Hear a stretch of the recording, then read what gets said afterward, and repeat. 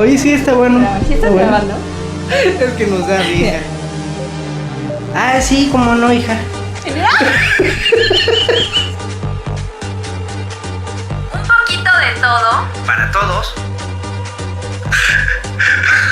Te vinieron a ver en vivo. Oye, sí traes. Oye, Evelyn, ¿sabías que nos estamos haciendo un poquito como el tío Lolo? Ok, le estamos haciendo al monje. Lo que estamos haciendo al monje. Pero sí sabías. ¿Sí sabías eso? Entrada, un poquito de todo para todos. Carlos Reyes, Evelyn Iglesias. ¿Estamos gritando? Es que nos da risa. ¡Ay, gracias! Ya. ¡Bienvenidos!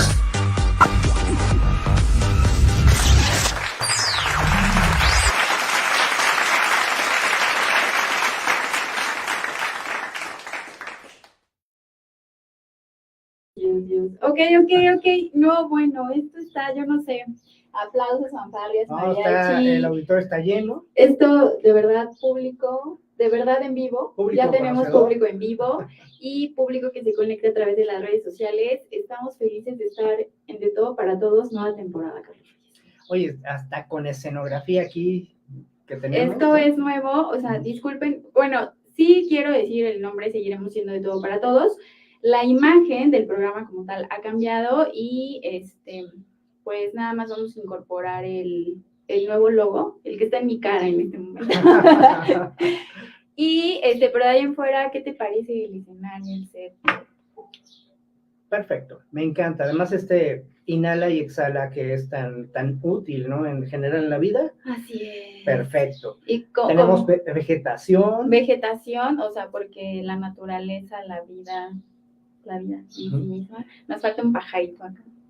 Bueno. Pero tenemos el sonido de los pajaritos, por Mira, si alcanzan a escuchar. hay pajaritos aquí afuera con estos arbolitos que tenemos acá.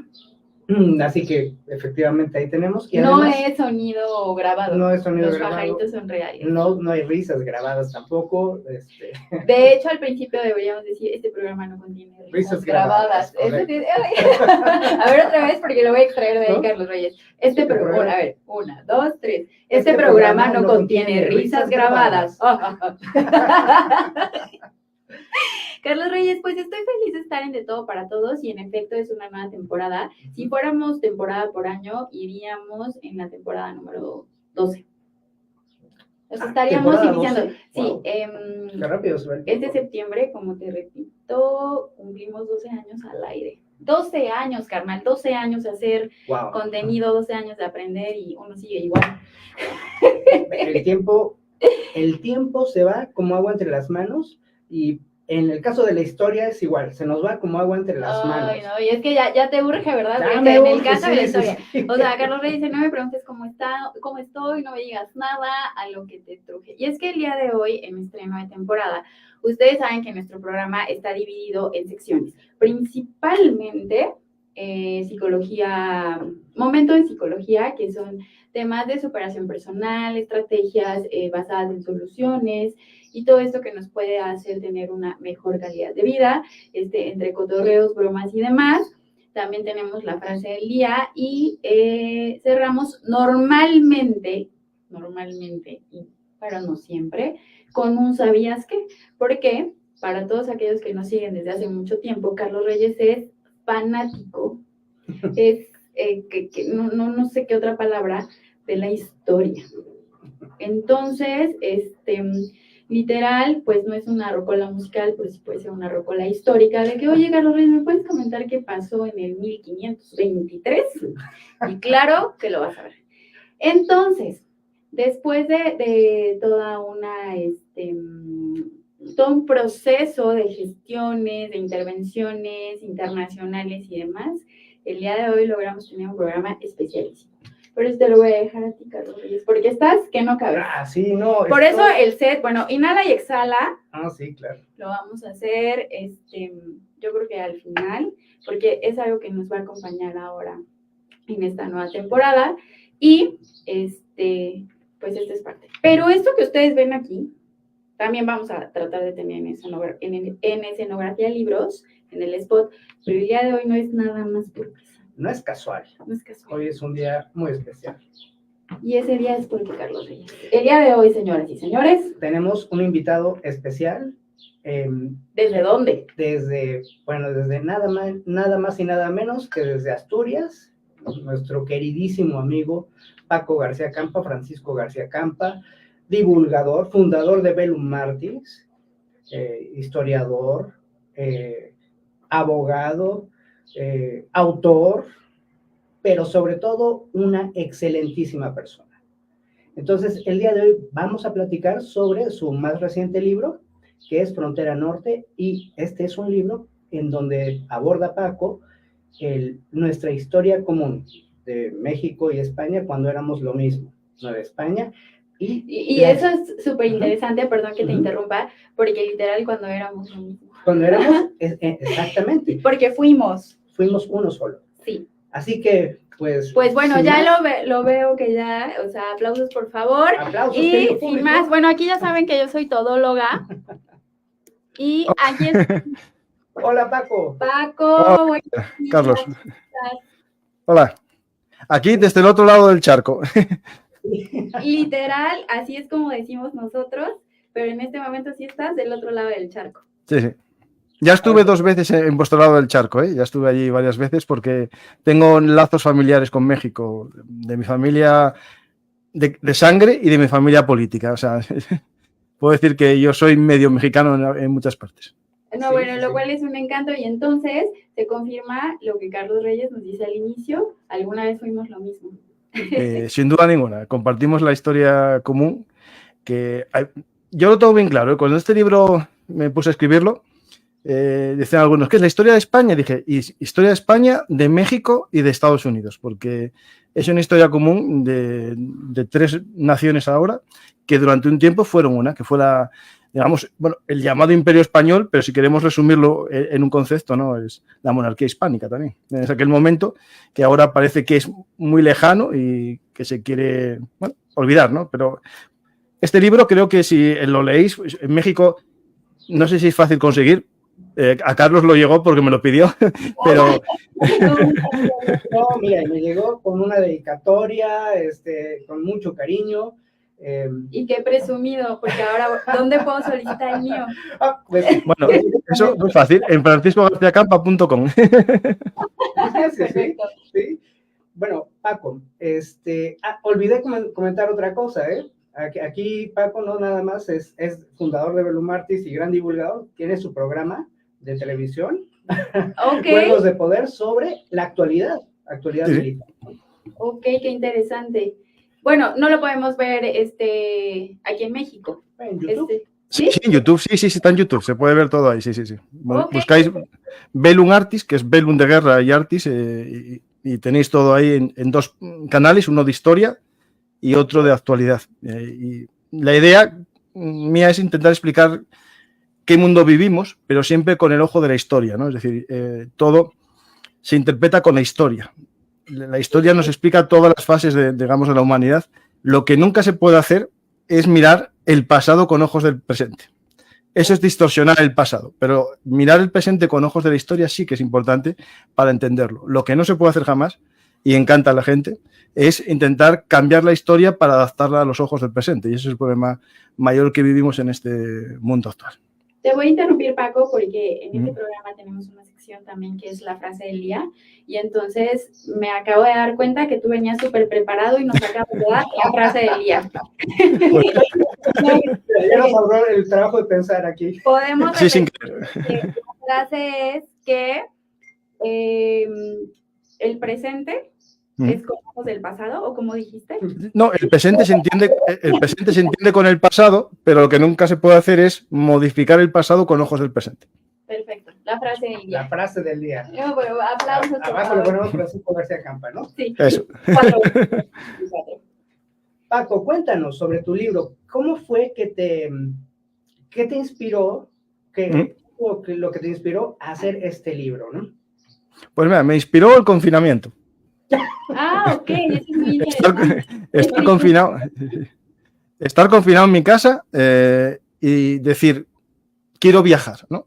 Y como soy historiador, amante de la historia, empecé a viajar en el tiempo y fui a un lugar que tengo mucha conexión, que como dije ya por familia, que es México, y mi idea lo activó también algo que estaba pasando en aquellos años, en aquel año 2020 y en el 19, que era, por ejemplo, que en Estados Unidos querían derribar la estatua de un monje, Fray Junípero Serra, que es un pobre fraile que lo único que hizo fue intentar el bien de de los indios de California que le habían tocado en su misión, ¿no? Y al final la historia, tergiversándolo todo, pues querían derribar su estatua. Y eso me calentó un poco la sangre, porque por desgracia se quiere manipular el pasado, ¿no? Para dirigir el futuro, ¿no? Que eso lo decía George Orwell. Si queréis buscar la frase de George Orwell, que también es muy buena. Entonces, claro, ¿qué pasó? Que yo me puse a viajar y quise contar la historia de este tipo de soldado, que es un soldado, el Dragón de Cuera, que es un soldado que al final fue mexicano, eran los lanceros mexicanos que participaron, por ejemplo, en el Álamo y eso, había algunos de estos. Salen en las películas del Zorro como malos y tal, pero este es digamos, un soldado de presidios del norte, de la zona de Nuevo México, California, Arizona, toda la zona, digamos, al norte del Río Bravo, ¿no? O el Río Grande. Y entonces me dije yo, voy a hacer un libro sobre ellos, pero ¿qué pasó? ¿Cómo explico yo a la gente que en el siglo XVIII, en la zona de California, había estos soldados de cuera, o soldados de presidio, ¿no? Y entonces me puse a hacer una introducción y dije yo, espera, esta introducción me tiene que llevar hasta el comienzo de todo. Y el comienzo de todo es México, Ciudad de México, ¿no? Y me puse a hacer el libro que trata justo de ese inicio, ¿no? Es decir, de la frontera norte de la Nueva España. Los territorios nuevos que se iban, bueno, podemos decir las palabras que queramos porque las palabras tienen el significado que se quiere dar, ¿no? Okay. Conquistando, colonizando, tomando, ampliando, civilizando, el término que vosotros queráis porque cada uno le va a dar el significado que quiera, ¿no? Entonces, mi historia comienza en México, cuando ya Cortés empieza a perder, digamos, el poder porque llega el virrey y comienza, digamos, la gente a decir, ¿ahora qué hacemos aquí, no? Pues empezamos a buscar más tierras, ¿no? Unos van hacia el sur y otros deciden ir hacia el norte. Y ahí comienza la historia de la frontera norte, que si veis el mapa actual de México, supone casi 2/3 partes del México actual o más. El México que ahora es los Estados Unidos de México no es el México de los aztecas, es mucho más. Es decir, mucho más, como sabes tú perfectamente. Entonces, el México se va construyendo, ¿no? en estos momentos de expansión de una frontera norte que es móvil, claro, porque cada vez que iban hacia el norte, se iba expandiendo más hacia el norte. Y en mi libro intento contar cómo se hizo, también, cómo no, qué herramientas hubo, porque, por desgracia, el siglo XVI, al igual que el siglo XIV, el siglo IX antes de Cristo, la violencia es inherente al ser humano y la guerra es inherente a cualquier expansión. El siglo XXI, el siglo XXI lo tenemos ahora mismo, ¿no? Con Rusia anexionando territorios en Ucrania. Por desgracia, eso es así. Tiene sus luces y sus sombras. Yo en mi libro, yo sé que Carlos lo leíste, yo no oculto ni las luces ni las sombras. Hablo de cosas mal hechas y cosas muy bien hechas. Pero lo importante es intentar verlo todo con los ojos de aquel momento. Es decir, ponerte los ojos de una persona, ya fuese castellana, que llega a México, ahí a Veracruz, y de Veracruz sigue el camino real, llega a Ciudad de México, y de Ciudad de México dice, ¿ahora a dónde voy? Y ahora comienza un dilema en su vida, como de un tlaxcalteco que se une a las tropas castellanas en una expedición hacia el norte, o de un otomí que decide unirse a los castellanos en su lucha contra los chichimecas. Claro, es decir, esto es una historia mucho más compleja que el maniqueísmo de buenos y malos, y es un lugar, México, que se va construyendo en ese momento. No existía un concepto de México. México se va construyendo a razón, ¿no? de la expansión de la Ciudad de México, que es lo que podemos decir que es el centro del valle, y va expandiéndose, y eso es lo que cuento en mi libro, cómo se hace esa expansión. Una expansión que, como no se puede negar, es una expansión militar, pero también con muchos elementos civiles y muchos elementos religiosos. Muchos elementos, no sé si, ¿no? de integrar dentro de la cultura. De hecho, si me lo permites, Paco, muchos de estos exploradores y colonizadores pertenecían, como bien has mencionado, no solo a los tlaxcaltecas, sino a muchos otros grupos indígenas, incluso mexicas, que después de la derrota de los aztecas, vieron los beneficios que otorgaba la hispanización, digamos, ¿no? Digamos, avances en agricultura, en conocer la rueda, o sea, fue un salto para muchos de ellos, o prácticamente todos, de pasar del paleolítico al renacimiento en tan solo unos meses. Una revolución tecnológica como no sé si haya otra de ese calado en la historia. Y entonces muchos de estas personas, pues igualmente en la búsqueda de honor, de gloria, iban hacia el norte y empapados de este espíritu del siglo XVI explorador, ¿no, Paco? Incluso sí, claro. Ya criollos. Ahorita que mencionaste de Veracruz a Ciudad de México, bueno, en medio está Puebla, ¿no? Sí. De hecho hablo de un poblano aquí, ¿eh? Sale un poblano en el libro, sí. A ver, Paco, cuéntanos un poco más de poblano. No me acuerdo exactamente, pero sí que hablaba de un poblano, pero me parece que era la expedición de Nuevo México, uno que de los... Espera, sí. Espera, ¿cómo se llamaba, hombre? Eres de Villagrán. ¿Quién? Villagrá, justo, Villagrá. El autor de las crónicas de la conquista de Nuevo México era de Puebla de Los Ángeles. Uno de Puebla de Los Ángeles, que era poblanos. No sé nacer en esta ciudad. Sí. Pues sí, es un tema que se va construyendo, ¿no? Esto es como un deseo de, digamos, de cambio. Es una nueva civilización que desaparece lo anterior, eso es cierto, desaparece lo anterior, pero los castellanos en aquel momento, digo castellanos más que españoles, porque en el momento inicial eran castellanos, era la corona de Castilla, y posteriormente ya a finales del siglo XVI se usa más el término español, ¿no? Porque ya empieza a aparecer gente de otras partes de los reinos de España, ¿no? Pues en estos primeros momentos, inteligentemente, era una minoría los castellanos, es decir, cuando hablan de que nosotros llegamos allí y lo conquistamos, no, realmente hubo una alianza de pueblos que se unieron a los castellanos y inteligentemente los castellanos mantuvieron los sistemas de jerarquía, los sistemas de gobierno previos. Entonces, en muchos lugares existía un alcaide o alcalde para los castellanos, pero la población, digamos, nativa, tenía su propio sistema de gobierno para que no romper con los sistema anterior y eso establecer una especie de continuación. Pero poco a poco ese sistema de continuación se va solapando, se va mezclando. Y, por ejemplo, grandes conquistadores del norte eran hijos de un matrimonio entre un castellano y una mexicana. O sea, mexicana, por decir un término que no es correcto en aquel momento tampoco, pero una novohispana, ¿no? Porque lo que quiero explicar es que la historia, en este momento, no es un tema, digamos, de ciudadanía como lo actual, ni un tema nacional. Era un tema de súbditos de la corona. Es decir, cuando tú admitías al soberano, al rey de España, o al rey de Francia, o al rey de Inglaterra, te convertías en súbdito de la corona. Y para el rey era lo mismo un súbdito de la corona castellano que un súbdito de la corona indígena.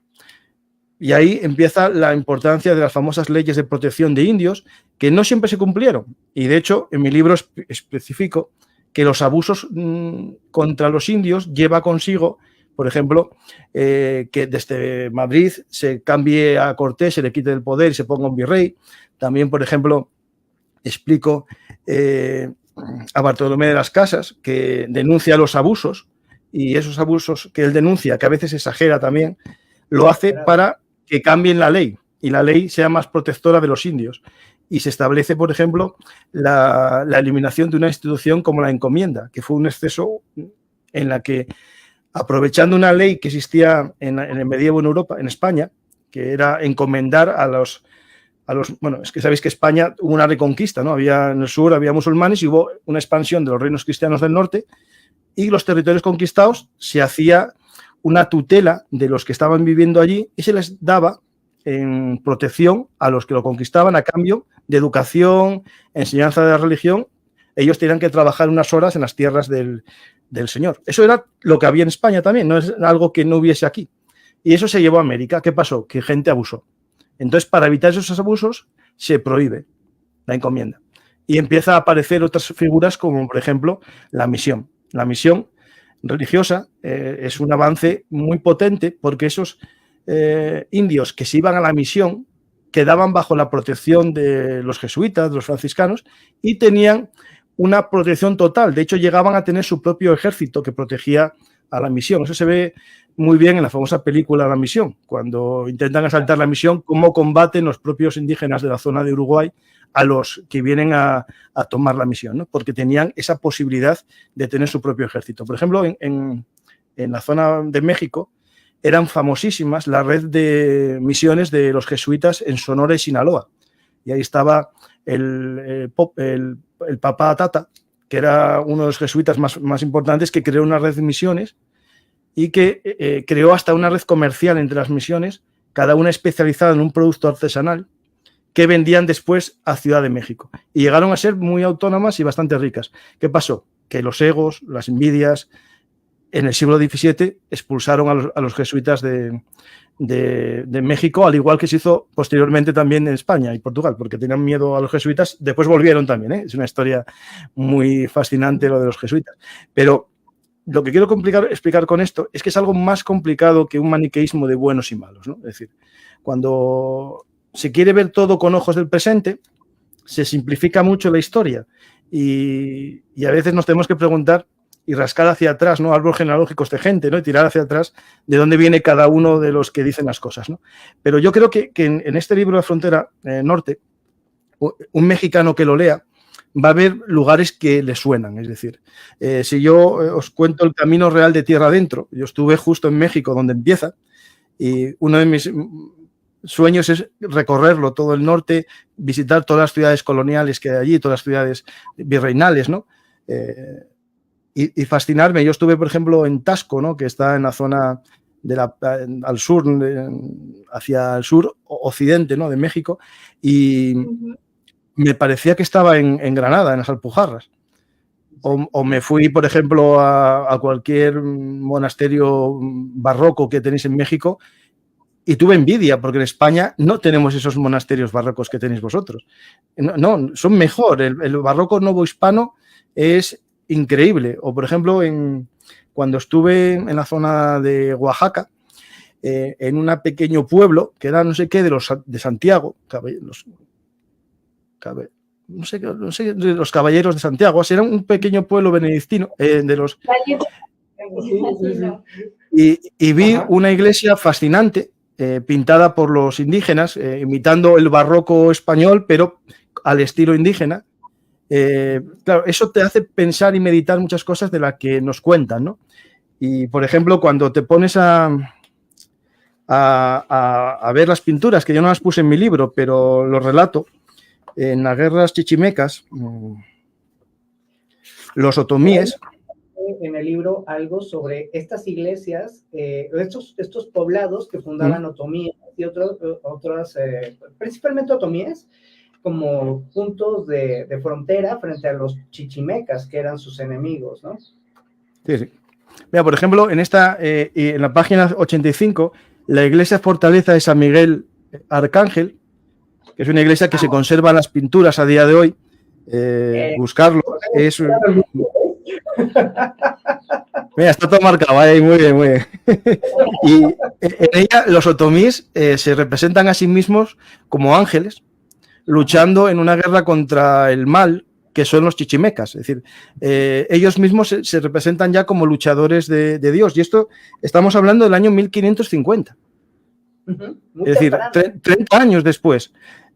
Por ejemplo, en esta guerra, a los tlaxcaltecos, el Valle de Tlaxcala, 400 familias de Tlaxcala se fueron a vivir a la zona actual de Zacatecas para habitarlo allí y les dieron a las 400 familias el título de hidalgos. Es decir, eso es algo que en España teníamos 4. Es decir, en España es verdad que en Asturias lo teníamos casi todos porque lo heredábamos de la época del comienzo de la Reconquista, pero en el sur ser hidalgo era lo más. Era lo más. Me suena un poco, Paco, sí. de España es Asturias y el resto... Y lo demás queda conquistada. Sí, justo. iba a cerrar. Sí. Entonces, el ser hidalgo era un título, era el derecho a ser don Paco, ¿no? Don Carlos. Y eso te llevaba a no pagar impuestos, te llevaba... Claro, te llevaba muchas cosas interesantes. Y hay 400 familias tlaxcaltecas, por ir a vivir a esas zonas peligrosas de la frontera, les dieron el título y les dieron propiedades, les dieron animales para hacer una forma de vida. ¿Por qué se hacía esto? Porque era la forma también de urbanizar un territorio, ¿no? Claro, vosotros en vuestra historia de México, cuando veis la zona del valle, ¿no? La zona central, Tenochtitlan, ¿no? Es una gran ciudad, pero el norte eran pequeños asentamientos que no eran ni permanentes, porque la población no tenía capacidad de agricultura, no había regadío, ni había tampoco un buen sistema de lluvias, y por lo tanto eran poblaciones nómadas, vivían en rancherías, parecido a lo que serían los Sioux y los apaches, ¿no? Posteriormente, en el norte. Pues los tlaxcaltecas que fueron a vivir allí les sirvieron de lo que llamaban indios ejempleros. Es decir, ¿queréis vivir como nosotros? ¿Queréis vestir bien? ¿Queréis comer bien? ¿Queréis tener tal? Venid a vivir con nosotros.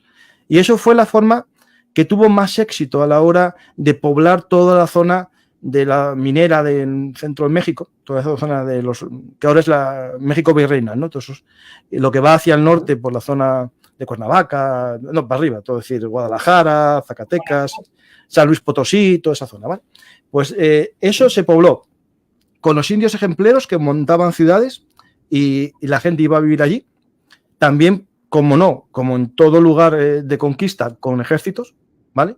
Con los presidios, que es lo que, digamos, cuento en mi libro cómo se va creando a lo largo del Camino de la Plata o Camino de Tierra Adentro, una serie de puestos que eran en primer lugar, para que cada noche los que hiciesen el camino durmiesen seguros cerca de un presidio, pero poco a poco la gente iba a vivir cerca del presidio, al igual que vemos en las películas del oeste de Estados Unidos, cuando vemos el Fort Apache, ¿no? Y vemos que hay casitas al lado, pues lo mismo se hacía en la zona de México. Al lado de un presidio se iba creando una pequeña poblado, y eso fue creando población y asentando población.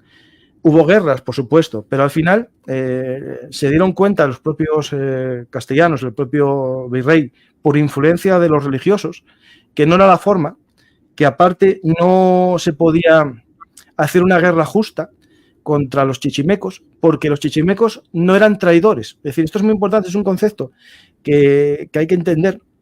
Cuando existía una cosa que era el derecho de conquista, que eso existe, por desgracia, a lo largo de la historia, como dije, pero en las leyes de Indias establecían que había una obligación que era el requerimiento, ¿no? Que era decirles que, bueno, que en el nombre del rey, si querían ser súbditos de la corona, bueno, ellos decían que sí, porque no saben ni lo que decían los pobres, eso es verdad, admitían ser súbditos de la corona, y en ese momento, si se rebelaban, era cuando cometían traición, al igual que uno de España, es decir, si alguien en Granada se levantaba contra el rey, cometía traición igual que uno que lo estaba haciendo en México o en Perú, ¿vale? Es decir, esto es muy importante. Flandes. Claro, ¿no? Flandes, ¿no? Imagínate a los de Flandes, que era porque eran todos súbditos del rey y decidieron cambiar de religión y decidieron independizarse, pues eran traidores, ¿no? Y se les daba el mismo castigo que en otro lado, ¿no? Pues no había. Efectivamente, ahí está. Entonces, claro, ahí viene el concepto de guerra justa, ¿no? Claro. Entonces los religiosos hacen varias conferencias en Ciudad de México para ver si se puede hacer una guerra a esta gente. Y llegan a las conclusiones, lo pongo en el libro, debates religiosos muy profundos, que no. Entonces empiezan a limitar el derecho de conquista a los que estaban luchando contra ellos. O personajes, por ejemplo, mestizos, como un capitán que cuento aquí en el libro. Es que, claro, lo escribí hace ya tanto tiempo que, espera. ¿Miguel Caldera? Miguel Caldera, justo. Muy bien, Carlos. Tienes los deberes muy bien hechos. Miguel Caldera. Sí. Capitán. Sí. Miguel Caldera, justo. De español con India chichimeca, hace la guerra al estilo indio, con una especie de táctica contraguerrilla, ¿no? Contrainsurgente, que lo sabemos ahora cómo son la peor forma de guerra que hay. Pero él se da cuenta que al final es más rentable la vía de la paz y empieza a hacer una política de apaciguamiento, de compra de la paz. ¿Eso qué significa? Que al final les dice, mira, vosotros, si vivimos tranquilos todos aquí, vosotros vais a tener vuestra comida, vais a tener vuestra ropa, vais a vivir en un asentamiento tranquilos y nosotros vamos pacificando. Y así acabó la guerra chichimeca, que fue mucho más dura para España que la conquista de la zona mexica. Duró desde 1548, si no recuerdo mal, hasta el 1580. Una guerra que fue bastante dura y paralizó, digamos, la expansión de la Nueva España durante casi medio siglo. Durante medio siglo se quedó estancado, digamos, las expediciones. Se habían hecho antes de la guerra chichimeca la expedición famosa de Coronado, que fue hacia 1543. El Coronado fue antes, pero se paralizó después porque no había forma de pasar por allí, ¿no? En mi libro cuento Coronado, cuento también, previo a Coronado, la aventura de Cabeza de Vaca, que es un personaje de 50 películas, ¿no? Es un personaje que llega a la Florida en una expedición, siendo casi 900 hombres, y sobreviven menos de 20, que son capturados por los indios de la zona de Luisiana, la zona de Nueva Orleans, los capturan como esclavos y los esclavizan durante varios años y Cabeza de Vaca, uno que se apellida de Oviedo y un personaje que es Estebanico el Negro, se llamaba así en las crónicas porque no se sabe si era africano o bien marroquí, pero bueno, llamaban el Negro entre ellos y él también se llamaba así. Y entonces logran escapar una noche y para que os hagáis una visión, cerca de la desembocadura del Mississippi, recorrer todo Estados Unidos, pero no en línea recta por el Pacífico, ¿no? Por el Caribe, no. Suben hasta Nuevo México, bajan hasta hasta la desembocadura del río Colorado en el Golfo de California y desde ahí bajan a Sonora y Sinaloa, andando. Todo caminando y sin saber a dónde. Es decir, y van caminando, tardan 7 años u 8 y van haciendo lo que yo llamo el circo de Cabeza de Vaca, ¿no? Para sobrevivir. Para sobrevivir, estos personajes van de pueblo en pueblo, de tribu en tribu, haciendo de chamanes, haciendo de brujos, curando a gente, porque Cabeza de Vaca sabía algo de cirugía, entonces hacía él sus cosas, y van dándole la comida. Y de hecho, se les va uniendo gente en su viaje. Y cuando llegan al otro lado y llegan a la zona de Sonora y Sinaloa, aparecen unos castellanos e indios buscando indios. Esto es algo que es verdad, había buscar personas, es decir, cazaban personas, porque como yo os dije antes, y no miento ni afirmo lo contrario, en España estaba prohibido la esclavitud. Eso es verdad, lo prohibía la ley de Indias, pero solamente de aquellas personas que eran súbditos de la corona. Por lo tanto, si ellos salían de la zona del rey, ya se podía hacer lo mismo que en el resto del mundo. Es decir, en África se hacía, es decir, se capturaba gente.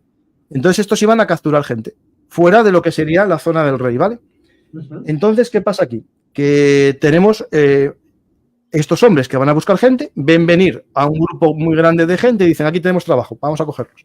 Y de repente, cuando van hacia ellos, ven que esta gente que va con, digamos, vestido a lo indio, empiezan a hablar en castellano. Y quedan sorprendidos de la aventura que les están contando estos. Y era Cabeza de Vaca. Cabeza de Vaca, Estebanico el Negro y 90 personas más que van con ellos. Y casi todo mujeres, ¿eh? Eran muchas chicas. Que eso había eso de Estebanico, que era, sí. Tenía esa debilidad, digamos. Bueno, a ver, sabemos que podía estar bien dotado.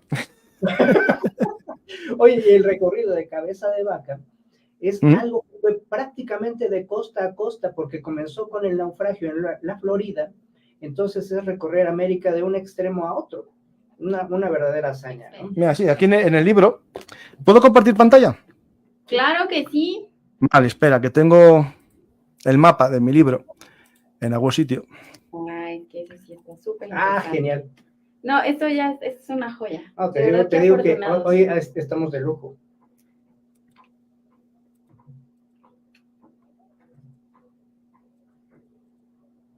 Aquí tenéis el mapa. Tenéis que aceptarlo. Sí, voy a aceptar.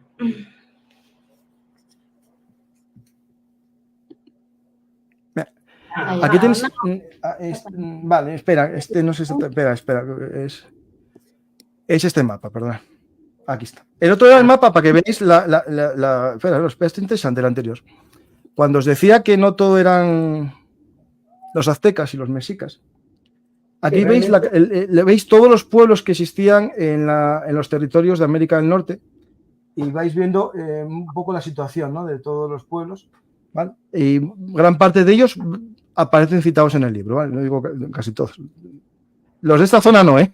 Bueno, Carlos, tú lo sabes, que lo conté en el libro, creo que aparece, si no recuerdo mal, que antes de casi, digamos, descubrir Florida y haber un asentamiento español, en la zona aquí de Washington, en esta zona de aquí, lo que se llama, aquí pone... La bahía de Chesapeake. Sí, ahí en la bahía de Chesapeake, España llegó a tener una pequeña ciudad, un fuerte.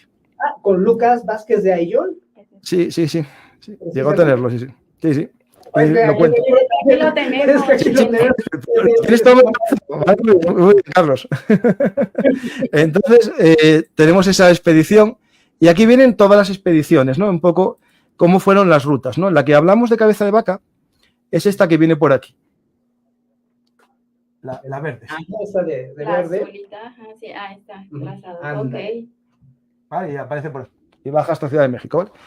Pues, ¿qué pasa? Que él llega a México, cuenta su historia, Estebanico también cuenta su historia, y eso le encanta a mucha gente, especialmente a un fraile, Fray Marcos de Niza, que oye que hay mucha gente viviendo en el norte. ¿Por qué? Porque en esta zona que él ve por aquí, en El Paso, esta zona, aparecen los famosos indios pueblo. Lo digo que son así, el nombre porque vivían en pueblos. Para los españoles les recordaba sus casas en España, casas de adobe, techo plano, porque, a ver, los españoles no vivían en mansiones en el siglo XVI, vivían los ricos, el resto vivían en casas de adobe como vivían los indios pueblo y los mexicas, ¿vale? Es decir, no había o sea, pues, no éramos los ricos todos, no, había gente muy pobre en España también, ¿vale? Entonces, ¿qué pasaba? Que se hace esa aventura, mucha gente les gusta lo que está contando y animan al virrey a que haya una expedición, que es la famosa de Coronado. Coronado sí que da vueltas por el norte, está un tiempo, casi 3 años, pero al final no consigue asentarse, no consigue hacer una ciudad y se va. Y eso se paraliza, como os dije, durante mucho tiempo. Y al final, ¿por qué se vuelve a activar buscar el norte? Porque aparece lo que es la geopolítica, ¿vale? Se empieza a saber que los franceses quieren asentarse en esta zona, en la zona de Canadá, los ingleses están navegando por el Atlántico y tienen miedo a que se asienten también.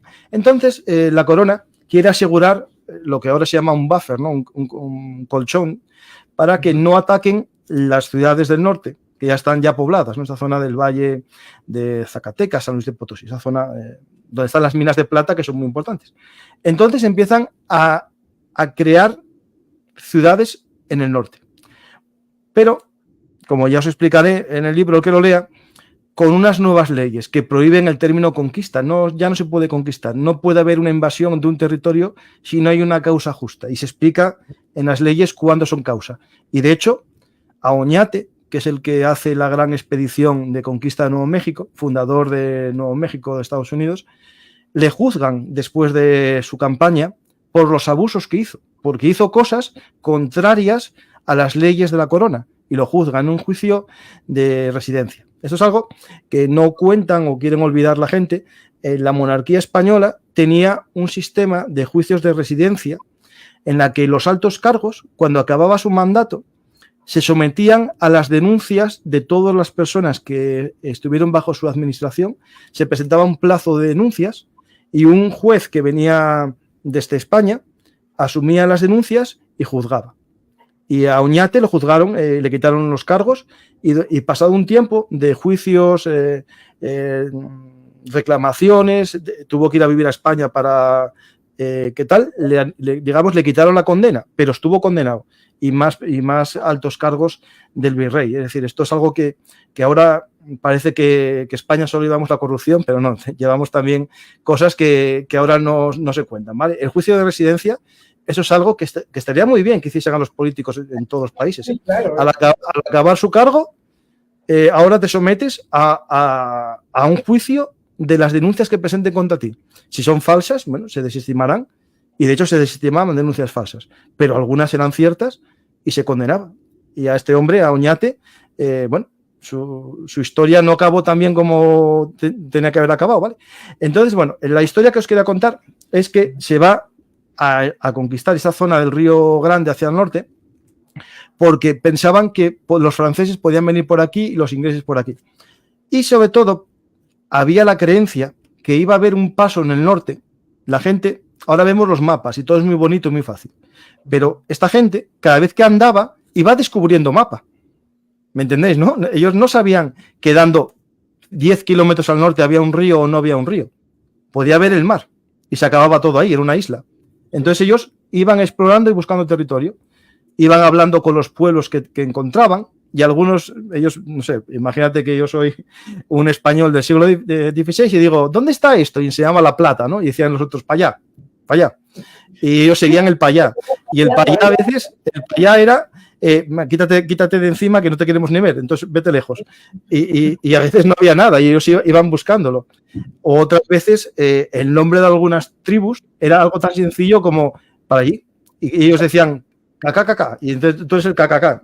Pero realmente lo que estaba diciendo era que para allí. Entonces, eso, hay una anécdota muy parecida en el libro. Entonces, lo que buscaban estos hombres, importante, españoles de Europa y españoles de América, ya novohispanos, ¿vale? Porque en toda expedición el contingente más pequeño era el de los españoles. Y esto es muy importante. Una expedición que a lo mejor iban 1000 personas hacia el norte, iban 100 españoles y 900 tlaxcaltecos y otomíes y también antiguos mexicas. Es decir, esto es muy importante. Es decir, la mayor parte de los conquistadores no eran españoles, eran personas de México, nacidas ahí, es decir, lo que era no hispano, ¿no? Por ejemplo, en mi libro, bueno, espera, podéis ver la imagen esta, creo que está aquí. ¿Qué es la ¿Qué página? Nosotros estamos el centro del libro, justo, el centro del libro. La página central. A ver, tenemos aquí estas maravillosas acuarelas, ¿no? Sí, acuarelas de Miguel Morales Palacios. Y las tengo yo en mi casa, me las regaló. Ay, qué increíble. Esto sería la imagen multiplicada por 200 o por 500, ¿no? Imaginar salir de Ciudad de México o de Zacatecas o de San Luis de Potosí y adentrarte en el norte con 100 hombres a caballo, 200 o 300, 400 indios de armas, 1000 vacas, 200 corderos o 2000 corderos. ¿Por qué llevaban vacas y corderos y ovejas y cerdos y tal? Bueno, cerdos menos, porque los cerdos no iban a la velocidad que el resto. Los cerdos, los cerdos los llevaban después, ¿no? ¿Por qué? Porque para ellos era su nevera.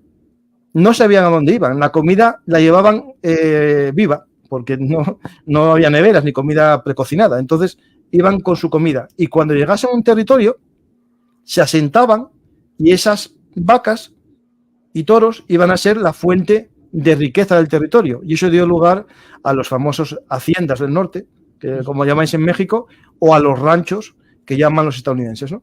Pues ahí tenéis un poco la visión. Y si os fijáis aquí en el fondo, bueno, pusimos un indio que va todavía con las armas propias, pero pasado un tiempo, ese indio iría armado a la española completamente, ¿vale? Y ya no se diferenciaría quién es novohispano y quién es castellano, ¿vale? O peninsular, como llamaríais después. Hay una cosa muy interesante, es que todo esto no fue, digamos, esta historia no está escrita sobre la arena del mar, sino en cemento fresco. El legado, por ejemplo, sabemos que una de las cosas en Texas de las que están orgullosos de sus símbolos son los cuernos largos, estas vacas, Sí. ¿no? Bueno, pues vienen de esa época. Los nombres de los estados norteamericanos, Nevada, Montana, que viene de montaña, Colorado, Vienen de esa- Texas, que viene de aliado, me parece, ¿no, Paco? Sí, Texas eran los indios Texas, sí, que se llamaban, sí, que era el término aliado, sí, sí. Puede significar cualquier cosa. Son nombres españoles. Sí, sí, sí. Entonces, pues podemos ver cómo ahí está el legado de nuestros orígenes hasta allá, ¿no? Muy acostumbrados en esta época tan reciente a mirar el viejo oeste como una cosa anglosajona, pero pues durante siglos fue hispana. Fue hispana, sí. Sí, sí, sin duda ninguna. Bueno, y aquí tenéis una cosa que es interesante para entenderlo todo, que yo soy licenciado, bueno, grado en Geografía e Historia, ¿no? Porque la historia está determinada por la geografía y la geografía determina la historia, ¿no? Al final, los pueblos crean una cultura en razón a la geografía donde viven. Es decir, no es lo mismo Suecia por el clima que tiene que Italia porque el clima también afecta, ¿no? Todo esto nos afecta. Entonces, la geografía mexicana, que vosotros lo conocéis muy bien, hay las dos grandes sierras, la Sierra Madre Oriental y la Occidental, que eso crean que haya como tres países, ¿no? La zona caribeña, la zona central y la zona del Pacífico. Pues al final esto obligó que las expediciones se hiciesen casi por dos vías. La vía central, que es la del Camino Real de Tierra Adentro, que es la principal, la que llevaba todas las campañas militares, pero también los misioneros que iban con su mula y su burro en dirección hacia el norte iban por este camino, y también lo que era cada año, cada 2 años, había una caravana de carros que llevaban productos a Nuevo México durante varios siglos, de aquellos productos que no podían ellos producir en su territorio. Entonces había una especie de caravana comercial que iba desde Ciudad de México hasta Nuevo México todos los años. Bueno, a veces cada 2 años, dependía un poco las posibilidades, ¿no?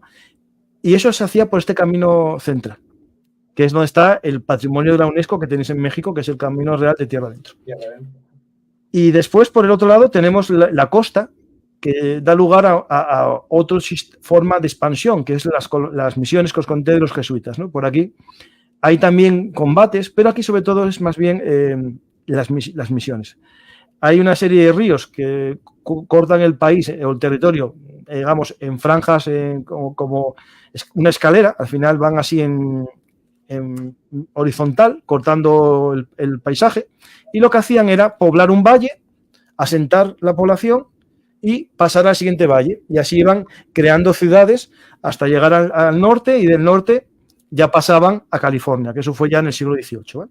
Pero la idea es que aquí la naturaleza nos impone todo, es decir, a día de hoy todo en México, la economía no es igual, las autopistas principales que van a Estados Unidos siguen el mismo camino, un poco al lado, igual que en España, los caminos que siguen nuestras nacionales muy cerca suelen tener una vía romana de cuando España era parte de un imperio también que fue, digamos, conquistado, ¿no? Pero a mí ese término al final, por desgracia, las conquistas son como una especie de matrimonio difícil o duro, en el que hay dos personas que, bueno, se unen de una forma a lo mejor violenta, pero después el hijo es el que nace, ¿no? Y el hijo es fruto de los dos. Queramos o no queramos olvidar a uno u otro, nunca podemos negar la verdad. La verdad es que es fruto de los dos. Yo soy romano o soy hispano, no sé, la verdad, tampoco me importa. Yo prefiero soñar que tengo algo de romano, y mi libro de Cayo Mario me confirma que Roma tiene mucha historia, y como asturiano, que es el último, los Astures, ¿no? Son los últimos que fueron conquistados por Roma. De hecho, los franceses, las Galias, fueron conquistadas por el sobrino de este hombre, por Julio César, en menos de 10 años, y haceros la idea, Hispania, la península ibérica, tardaron 200 años en tomarla los romanos. Por lo tanto, los últimos en ser conquistados son los Astures. Yo podría generarme un discurso diciendo que yo odio todo mi pasado romano y yo soy astur. No, yo soy el fruto de la historia de un país muy complejo, con mucha historia, y que yo soy como soy por lo que pasó en mi país. Y yo creo que los mexicanos os tiene que pasar algo parecido, porque si no tenéis un problema también, porque al final es odiar a tu padre o a tu madre. O sea, por supuesto. Claro. Y yo creo que el libro, si lo lee un mexicano, está leyendo historia de su país y no puede comprender su país sin eso. Y ahí, Carlos, que lo leíste, me lo confirmaste varias veces. Totalmente. De hecho, volviendo un poco al libro, parece por momentos, o sea, un libro de aventuras, pero todas estas son historias reales, o sea, realmente es un libro que se va muy rápido, da para 50 películas, la verdad. Claro. Es que Sí, qué sí. cosas tan interesantes. Invito ahora sí que a los que no lo han leído Vamos a dar los datos a que lo completos. lean, porque es fascinante y es historia de México también. Ahí está. Decimos, No, es es historia de México más que de España casi. Porque realmente es historia de México esto. Es decir. Ahí no tengo dudas ninguna, ¿eh? Oye, sí, claro. A ver, voy a dar el nombre completo, si me permiten, porque únicamente estamos utilizando la frontera norte. Pero el subtítulo, por decirlo así, que es el acotamiento de todo lo que ya nos platicaste, Paco, es el nacimiento del Far West español. Sí, sí. ¿No? Digamos, y bueno, ahora sí. así que entendimos.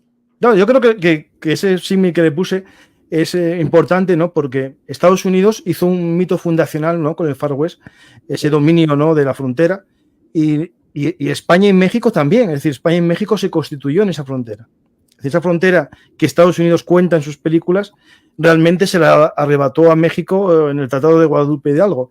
Y muchos indios que fueron, digamos, metidos en reservas por los estadounidenses eran indios que con la corona española tenían la propiedad de sus tierras. Es decir, es verdad que la conquista tuvo cosas muy malas como cualquier guerra, pero, por ejemplo, los indios de Acoma, una ciudad, fue muy dura el combate en esa ciudad, una ciudad situada en una montaña arriba del todo, como una meseta, situados arriba, encastillados arriba, una batalla muy dura, pero cuando llegaron los estadounidenses y les dijeron, estas tierras son nuestras, salvo que podáis demostrar que son vuestras.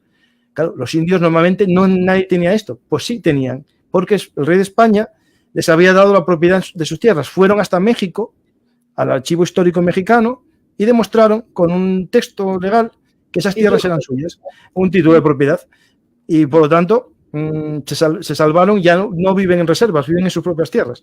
Y eso es algo que no lo pueden contar otros pueblos de ese mapa que os conté del actual Estados Unidos, ¿no? Yo creo que lo importante es, como dije al principio, ¿no? Huir de la deformación de la historia con ojos del presente, porque el problema es que cualquier persona que vea la historia tiene su visión, ¿no? Tiene unas gafas, es decir, yo soy miope, veo distinto a vosotros, pero lo que no puedo hacer es falsificar la historia, es decir, yo no puedo ver una cosa y decir que estoy viendo otra para engañar a los demás. Eso es lo que no puede ser. Que otra cosa es que tú cuando tú veas la historia la puedes ver distinta que yo, porque tú y yo leemos un libro y a mí me gusta lo militar y a ti te gusta lo de motivación y psicología, ¿no? Entonces tú lees mi libro y puedes ver ejemplos de liderazgo o ejemplos de motivación, ¿no? Un discurso de motivación que hay alguno por ahí. Pero no es porque estés mintiendo, es que tú te fijas en un aspecto porque es lo que te gusta o porque es lo que... Pero hay gente que ve una cosa y lo que hace es lo elimina para que no aparezca en la visión de los demás, ¿no? Y ese es un problema. Y el problema, que eso ya lo decía George Orwell, que el que controla el presente hace el pasado o modifica el pasado y controlará el futuro. Por lo tanto, ahí George Orwell en su libro 1984 avisa del problema que van a tener los pueblos que sufren la deformación de la historia, porque eso nadie lo hace solamente por hobby, eso lo hacen para controlar el futuro. Sí, y eso es un peligro que tenemos todos. Paco, bueno, estoy que de verdad no quepo, que ha sido súper valioso este espacio y que nos encantaría quedarnos aquí todo el día o ya dejarlo fijo y decir que todos los días tenemos programa especial.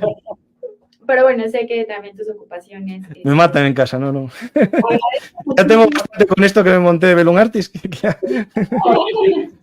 Tiene Paco unas playeras que dicen, no me da la vida, pero no hay tiempo. No me da la vida para tanta historia. Sí. Bueno, quisiera preguntarte, en efecto, pues aquí como tú bien sabes, abrimos casi siempre el espacio con Momento de Psicología, que es la especialidad de Carlos Reyes, ¿no? Uh-huh. En este caso hicimos un programa especial porque en el ¿Sabías qué?, que es nuestra última sección, normalmente Carlos Reyes siempre nos regala este tipo de relatos, ¿no? Y ahora, pues, es de verdad mágico haber tenido todo este espacio. Entonces, pero tenemos como preguntas tradicionales. Ahora yo te quiero preguntar a ti. ¿Cuál es el punto fundamental del cruce de la historia de la Nueva España y nosotros. O sea, es que es increíble estar comunicados ahorita y que, como tú dices, estar del otro lado del charco, con toda tu sapiencia y todo esto que está documentado, más otros libros y otra bibliografía. ¿Cuál es el punto crucial o para ti la magia de que nuestra historia esté correlacionada? Pues, mira, puedo decir una cosa que es un poco tal. Desde el primer momento que un español se unió con una nativa mexicana y tuvieron un hijo. Wow. Y eso fue lo que dio lugar a México. Sí. Y lo demás fue... En una historia personal se resume la historia de una nación. Bueno, sí. De un grupo de naciones, ¿no? Sí, porque no todos los pueblos hicieron esto. Es decir, los romanos lo hicieron, pero otros pueblos llegaron a territorios y no tuvieron hijos con ellos. Exacto. En África no todos los tuvieron hijos con los que colonizaron. Los españoles sí. Y eso dio lugar a un hijo. Y el hijo es México. Justo.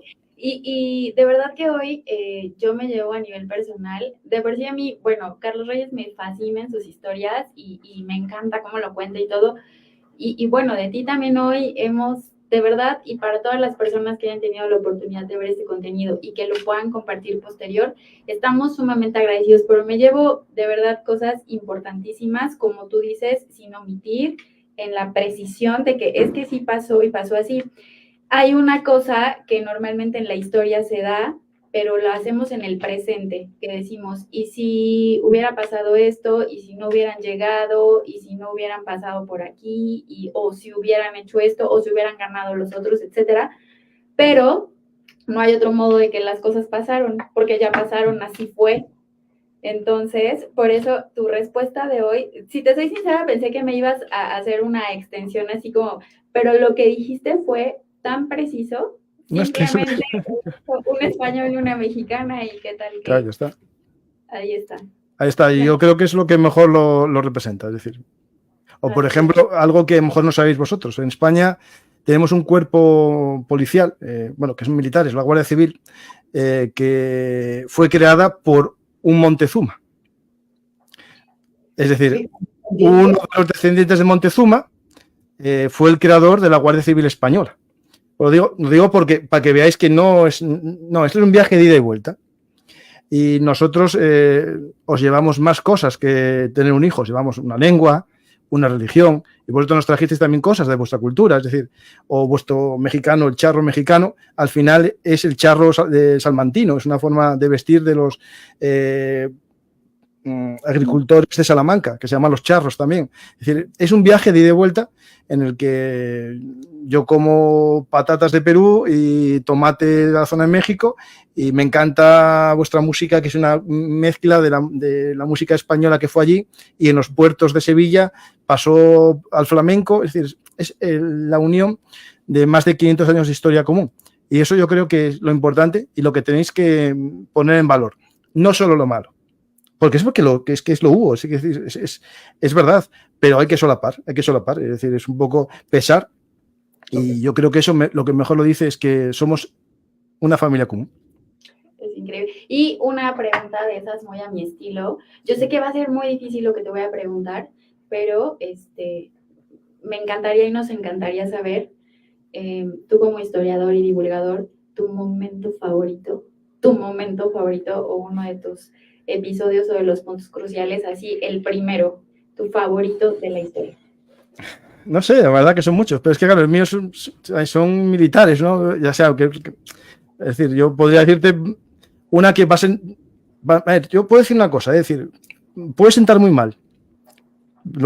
Sé que alguno que lo puede sentir, pero yo creo que hay un momento épico de la historia militar que no se produjo nunca en la historia, salvo ahí, que es la carga de Otumba, en la que menos de 6 jinetes cambiaron el curso de la historia. Es decir, cuando Cortés y los tlaxcaltecos escapaban de Tenochtitlan, llegó un momento que tuvieron que luchar por sobrevivir. Hicieron una carga, 6 caballos o 7 caballos, y decidieron ir a por el al general en jefe de las tropas mexicas, y vencieron. Y eso cambió la historia. Es decir, no digo que sea bueno, pero es un momento que no pasó jamás en la historia, que tan una decisión de tan pocos hombres cambiase el curso de la historia. Y lo digo esa porque es un momento que crea México, porque si Cortés hubiese perdido en esa batalla, la historia no hubiese sido igual en México. Okay. Y ahí es el momento que tú me decías, ¿y si? Claro. Y si eso, no sabemos lo que hubiese pasado. A lo mejor hubiese llegado otra tanda de españoles, ¿no? Es decir, claro, porque había más y más. Claro.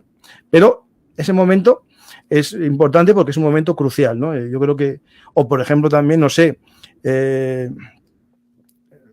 la historia de México, por ejemplo, en Puebla, la resistencia de los poblanos en una batalla que tuviste contra los franceses, ¿no? También, es decir, hay sitios, o de vuestros jóvenes cadetes en el Palacio de México luchando contra los estadounidenses. Es decir, la historia tiene muchos ejemplos de estos en el plano militar que desde psicología nos sirven también para ver la importancia de la motivación, de la creencia en algo, ¿no? Porque la gente lucha si cree en algo, si no cree en algo, pues se deja avasallar o cambia de bando muy fácilmente, ¿no? Pues eso, desde el punto de vista de la psicología, lo podéis enfocar un día ahí, el tema de la motivación. No, porque me ganaste la tercera pregunta, que justamente, o sea, esto está padrísimo porque justamente era tu punto de vista de la correlación o de la interacción en el presente, la historia con la psicología. Y de la evolución del ser humano, sobre todo, ¿no? Porque sí. la nacionalidad, las costumbres, la cultura, etcétera. Todo, sí. A ver, yo sé algo de psicología porque yo estudié relaciones laborales aparte. O sea, tengo asignatura de psicología de comportamiento colectivo, de masa, psicología social y todo eso. Y me gusta, es un tema que me fascina, ¿no? Al final, el ser humano, ¿no? Nos construimos desde una base, que es el carácter con el que nacemos, ¿no? Y después se modifica por la vida, ¿no? Y eso nos da lugar a la personalidad. Entonces, ¿qué pasa? Que en ese transcurso de nuestra personalidad lo vamos llenando de cosas. Y esas cosas es la cultura, pero la cultura no es algo que venga de ahí, viene del pasado, ¿no? Viene también la historia familiar, lo que nos cuenta nuestra familia, pero también la historia de tu país, que eso te genera parte de tu ser. ¿Qué sucede? Que si tú vacías a una persona de la historia, le vacías del elemento cultural, lo que estás creando ya no es una persona, sino un carácter con poca modificación. Es decir, al final estás generando personas muy vacías. Personas que incluso desde el punto de vista de las enfermedades mentales, yo creo que un problema que tenemos a día de hoy en Occidente es el vacío que tenemos cultural, el vacío ideológico, el vacío espiritual. Y eso al final te genera problemas mentales, problemas psicológicos de desmotivación, frustración, o problemas de personalidad, ¿qué soy yo? ¿Para qué sirvo? ¿No? Y eso son cosas que antes no pasaban. Es decir, en el siglo XVI nadie se preocupaba de soy feliz, yo no conseguí llegar a la autorrealización como persona, ¿no? Es decir, había cosas que te llenaban de otra forma, ¿no? Tu familia, el pueblo al que pertenecías, era más simple todo, pero al ser más simple generaba menos problemas también. Y yo creo que no se puede ser alguien si no sabes de dónde vienes, y eso es algo que es muy importante. La frase del día. No, es que no se puede ser alguien sin saber de dónde vienes. Llevamos 4, Paco, de verdad aquí el máximo. Oye, nos estás ahorrando aquí para varios programas, la frase del día. Bueno. Carlos Reyes, pues mira, ahora que mencionaste esto, qué importante es la decisión, fíjate, la libertad que tenemos, hablando de la psicología, de decidir. Mencionaba Paco un momento clave en la historia y yo lo comparto, es uno de los momentos más, a mí, más fascinante, y recordé otro, uno que tiene que ver con Asturias, pero yo creo que esto que voy a mencionar tiene una importancia, también lo considero historia nuestra. Si tu paisano, don Pelayo, se hubiera resignado, ni siquiera estaríamos hablando hoy en este idioma nosotros. No, pues no. O sea que digamos que el país, pero... Yo diría que sí. Y tiene que ver... O a lo mejor habréis otra cosa, pero ni árabe ni español, a lo mejor, quién sabe. Sí, pero fíjate, como la decisión, una decisión personal de una persona que tenía una seguridad en sus convicciones, cambia el rumbo de la historia, ¿no? Otra cosa, bueno, ya remontando o regresando un poco a nuestra charla sobre Frontera Norte, fíjate, y enlazando con lo que decías, Paco, qué importante es que cuando conoces tu historia, crece La satisfacción. sí, la buena opinión que tienes sobre ti y sobre tus antepasados. Tus orígenes. Ajá. En lugar de contarte una historia derrotista, la verdad es que aquí me voy a mojar un poquito. Yo veo con sus luces y sus sombras Claro. la conquista y colonización de América, incluyendo Nueva España, como sobre todo en esta aventura de Hernán Cortés, como una expedición de liberación de la mayoría de los pueblos oprimidos por los mexicas, y entonces realmente la mayoría de los mexicanos descendemos de los que ganaron, de los indígenas ganadores que se liberaron de ataduras y de los castellanos que les ayudaron, encabezados por una persona pues peculiar. No era muy común Hernán Cortés, era un hombre con mucha habilidad, muchos estudios, muy hábil, y retomando frontera norte, todo esto dio pie a la hispanización del norte de México, a la sobrevivencia de hoy muchas personas en lo que es Estados Unidos, porque muchos de estos pueblos del oeste de los actuales Estados Unidos, pues no existirían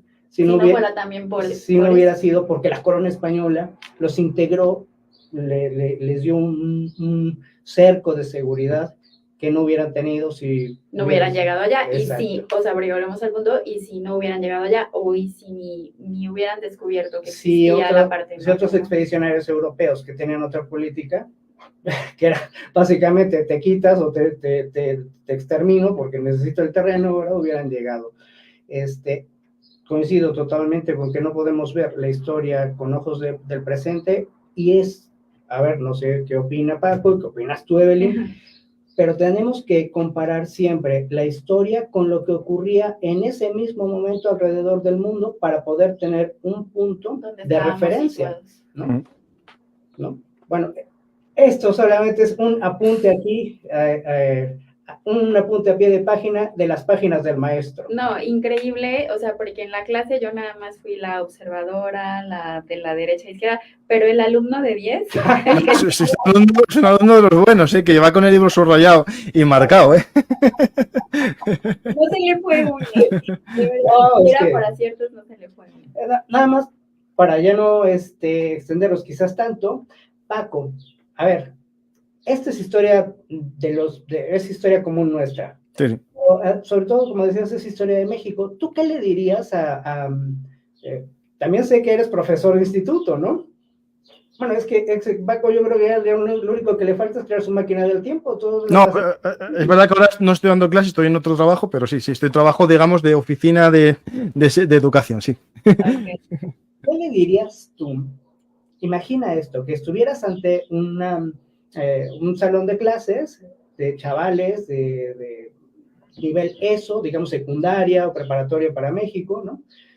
¿Qué les dirías acerca de esta historia? De la que está ¿Qué les sugeriría o qué les dirías sobre esto? A ver, ¿por qué? Ahora sí que, ¿por qué me interesaría yo en la historia de la frontera norte? ¿Qué mensaje? ¿Cómo comentas y cómo abordas este episodio de la historia indispensable? A ver, esto es muy complicado decirlo, porque yo creo que lo primero que tendría que decir es, si quieres saber de dónde vienes, tienes que leer eso. Pero sobre todo por algo más importante. Tienes que leer y saber para ser libre. Yo creo que es muy importante porque normalmente aquellas personas que se dedican a vivir de los resúmenes que hacen otros suelen ser corderos que van a donde les mande su pastor, ¿no? Y yo creo que esto es muy importante.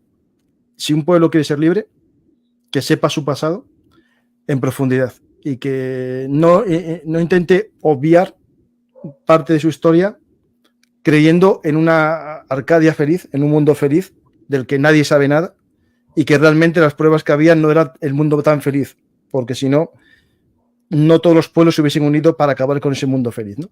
Y yo creo que eso tenéis que pensarlo como un joven mexicano y pensar por qué alguien está tan obsesionado con venderos el mundo feliz del que sabemos que no era tan feliz. Y ahí, a partir de ese momento, pues comprenderéis un poco también el por qué alguien que controla el presente quiere modificar el pasado y, como decía George Orwell, quiere hacer un futuro a su medida. No, es un cierre con broche de oro. Broche O sea, de oro, mejor claro. imposible. No. Paco, y ya porque abusando, realmente esto ya es un abuso. Un mensaje Abusando, para otra hora de otra programa. vez, yo encantada. Un mensaje para la comunidad mexicana que, Pues, que te ve, que te escucha y que está con nosotros. pues un saludo a todo México, que lo tengo en el corazón. Mi tío murió en México y el tío de mi mujer murió en México. Oh. Y yo con eso creo que yo tengo ese alma. Desde pequeñín escuchaba rancheras y cosas de estas. O sea que, tengo alma mexicano. Y me da pena que no tengamos o que quieran divorciar los dos países por deseos egoístas de políticos. Yo lo baso en eso. Y que quieran divorciar dos países que somos hermanos. Ya no padre e hijo, ¿vale? Porque no es así. No somos que España fuese el padre y México el hijo, sino que éramos todos parte de lo mismo y nos divorciamos, ¿no? Nos separamos. O nos independizamos como, si queremos poner el símil, ¿no? Como los hijos que se marchan de casa de sus padres. Lo que tenemos que hacer es que el hijo quiera a su padre y que no que lo odie. Es decir, si tú te marchas de una mansión y te independizas y tu casa no es la mansión en la que tú vivías antes, no eches la culpa al que tiene la mansión, sino que tú no fuiste capaz de construir una mansión en la casa en la que te independizaste. Yo creo que eso es lo que tenemos que entender, y lo que voy a decir es muy grave o muy grande. México, ciudad, era más rico que Madrid en el momento de la independencia. Era mucho más rico, más grande, con mejores calles, mejores palacios, que se puede ver cuando visitáis el centro de México, visitar el centro de Madrid y de los Austrias y no veréis color. La diferencia es apabullante a favor del México del siglo XVIII frente al Madrid del siglo XVIII. Con eso yo creo que podemos acabar de que nos une más de lo que nos quieren mostrar y que somos dos pueblos hermanos, que ahora vivimos cada uno en su casa, pero no podemos echarnos culpas del pasado o del presente, porque también podemos decir que España echaría la culpa a Flandes, porque por culpa de la guerra de Flandes toda la riqueza de España se fue para allí y aquí no nos quedó nada, porque España no era exactamente lo más rico tampoco de la corona, ¿no? Yo creo que esto tenemos que entenderlo y hacer la vida a partir de ahí, ¿no? Es decir, desde el punto de vista de psicología hay una cosa que se llama las uvas verdes, ¿no? En España por lo menos se llama así al momento que tú deseas algo mucho y cuando no lo tienes dices que es una basura, ¿no? Pues esto es parecido a la historia, ¿no? Es decir, mucha gente hace eso. Bueno, pues yo de verdad estoy inmensamente agradecida. Me llevo conocimiento enorme, de verdad. Y te agradezco muchísimo, muchísimo que te hayas dado el tiempo de estar con nosotros, que nos hayas compartido, porque también hay algo muy importante. El conocimiento para uno mismo, pues de nada sirve, pero si conoces y sabes, compártelo. Efectivamente. Eso es lo que yo creo cuando empecé a hacer el canal, el blog primero, que es lo que Carlos me conoció ya en el blog. Yo creo que hace 2012 o 13 por ahí. Yo lo empecé porque yo soy profesor de Derecho, yo doy clases de empresa, pero la historia me fascinaba. Y mis alumnos me decían, Paco, todo esto que nos cuentas, ¿por qué no lo subes a internet para que más gente lo sepa? Y yo dije, pues bueno, os lo cuento en internet. Y empecé así y ahora soy youtuber, que nunca lo soñé en mi vida que iba a dedicarme yo a eso. Porque, claro, cuando yo me muera puede quedar algo en los libros, pero cuando yo me muera puede quedar conocimiento sembrado por todas las personas que escucharon los programas que yo hago con amigos, porque yo siempre traigo amigos a hablar, como vosotros, en este estilo.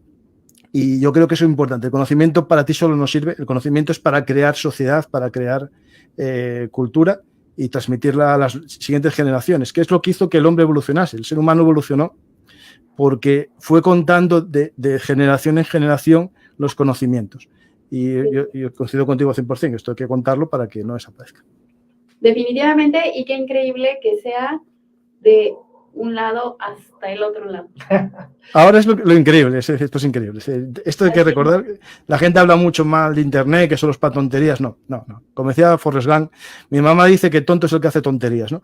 Al final, el problema no está en Internet, está en el uso que tú hagas de Internet. Si Internet lo haces para aprender, es el mejor invento de la historia. Así es. ¿Sí? Paco, ¿tu palabra favorita del modismo mexicano que conozcas o que te llame la atención? O sea, Pues, hablamos... sí, pero me refiero al... ¿Cuál es tu palabra favorita? Ay, espera, ¿cuál es el que dicen los Del mexicanos? mexicano, por ejemplo. Espera. Sí. No sé, a mí el que me llamó atención, que me parecía un poco tal, a mí me decían, oye, güero, tal, sé que lo que significa, pero me llamaba la atención porque es extraño. Sé que es blanco y tal, pero me llama la atención porque, y bueno, está simpático y sí, bueno, sí, me llama la atención porque es raro, o sea, no. Aquí en España no, y si es caso contrario, ¿no? Si es algo moreno, no se llama nadie moreno porque es políticamente incorrecto, ¿no? Y a mí me llama la atención esa, que sé lo que significa y bueno, ese, que los hay. Recordar es eso de güerito nice o güerito pipiris nice. Lo de nice, ahora que lo dices, me regaló el primo de México un libro que era Nice, que es como una especie de relatos de las Jets mexicana DF.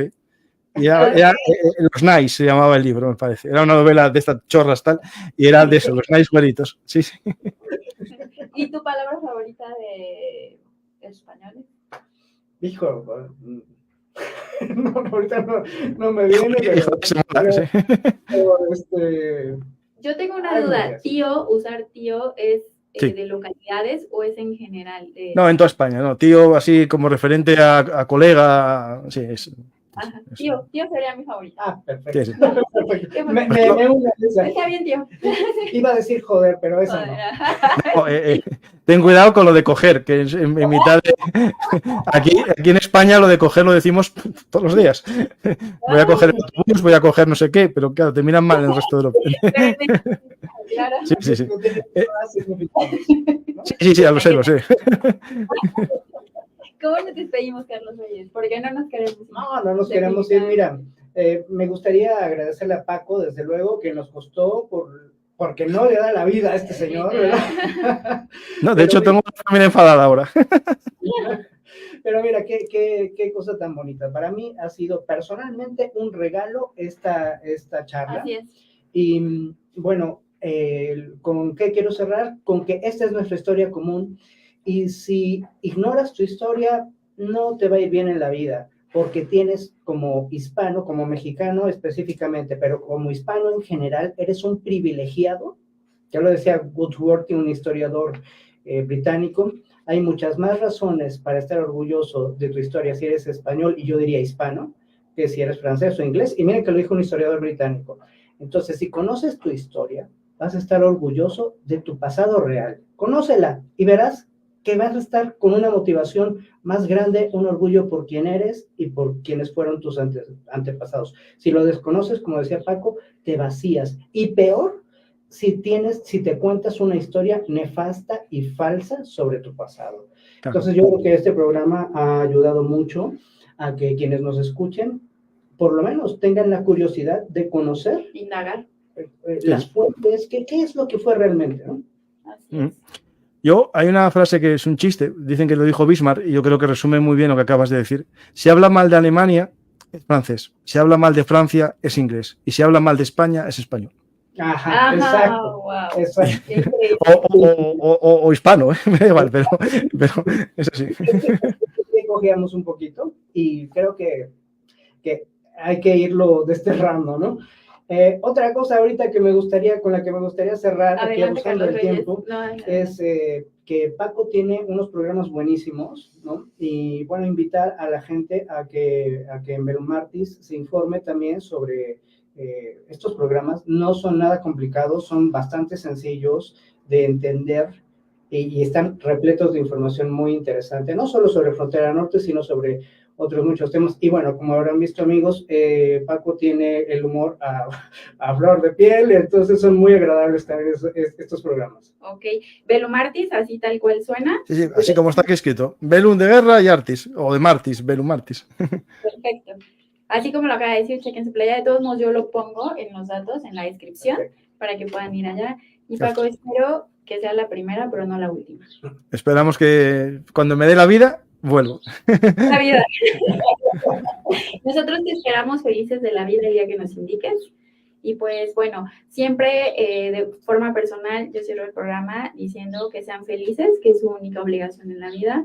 Últimamente hemos tenido algunas modificaciones, pero bueno, traten de ser felices y traten de saber quiénes son, y la historia nos puede ayudar para eso. Por cierto, una última. Como estamos estrenando escenografía aquí con claro, Nala y este es el estreno, ¿no?, de nuestra nueva temporada. Esto del padrinazgo, pues ajá, podríamos decir que Paco ha sido el padrino de la nueva temporada. Ah, mira, qué bien. Así es, y se lo estamos avisando. Paco, un abrazo, te deseamos de verdad muchos éxitos y gracias. Muy agradecidos por este tesoro que nos has regalado a la comunidad. Y quien quiera, pues que pida el libro, ¿no? Así es. La verdad vale la pena. Sí, sí. Yo creo que en Amazon México puede que esté. Y si no, Carlos, os te digo posteriormente, porque me suena que en algo de estos libros de impresión por demanda sí va a vender en México, pero estoy seguro. Ya te lo digo. Ah, perfecto. No, estaría fascinante. No, estaría increíble, ya más fácil. Pues Paco, no nos queremos ir, pero no te quitamos más tu tiempo. Y estamos aquí en México, en este momento son las 10:41 de la mañana. Allá, ¿qué hora es? Aquí, las 6:41 de la tarde. De noche, ok. Bueno, a ir con la familia. Así es. Justo. Para un abrazo con mucho cariño. Un abrazo, Paco. Y estamos gracias. En contacto. Muchas gracias. Chao. Gracias a todos los que se conectaron el día de hoy y acuérdense que el episodio estará disponible en Spotify y esta edición especial, por supuesto que la vamos a subir a YouTube. Después compartimos los enlaces a través de nuestras redes sociales y sean felices, que es su única obligación en la vida, o traten de ser lo más felices que se puedan. Chao.